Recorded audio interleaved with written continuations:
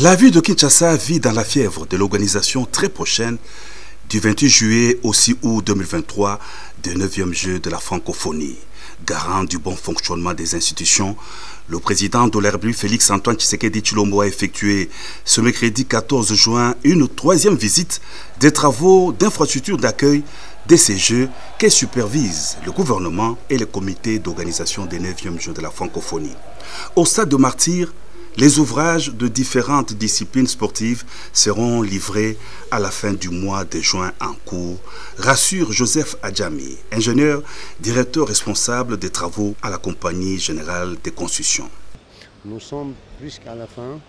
On peut, disons, à la fin de ces mois-là, on peut mettre les clés à la main. Aucun de retard, aucun de problème technique. On va visiter, on peut voir les parquets sur place, les chaises sont là, et les climatisations, et les VIP, et les carreaux, et les fenêtres. Même on peut regarder derrière moi, la façade du bâtiment, tout ça prête.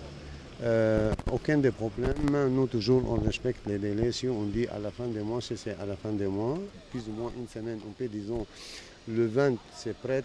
Outre le terrain de football, le complexe sportif du stade de Martyrs vient de se doter de gymnases jumelés et stadiums modernes de basketball, volleyball et autres disciplines, le judo, le karaté notamment.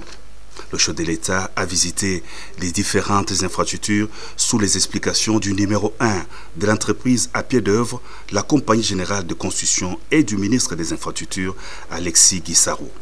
Les travaux du terrain annexe du stade de Martyrs sont quasiment terminés. Le chef de l'État s'est assis sur une chaise pour s'assurer du confort des sièges de la tribune du terrain annexe.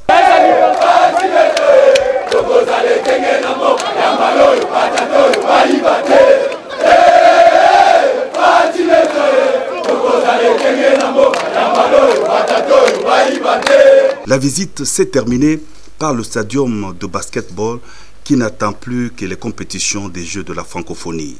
Outre le basketball, le stadium pourra aussi accueillir les rencontres de tennis.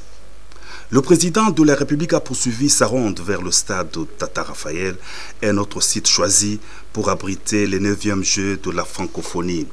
Il est prévu ici notamment les logements des sportifs.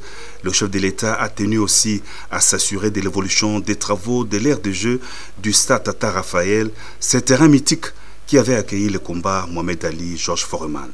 La visite s'est allongée vers les tribunes, surplombant le terrain de football, les vestiaires et la salle omnisport.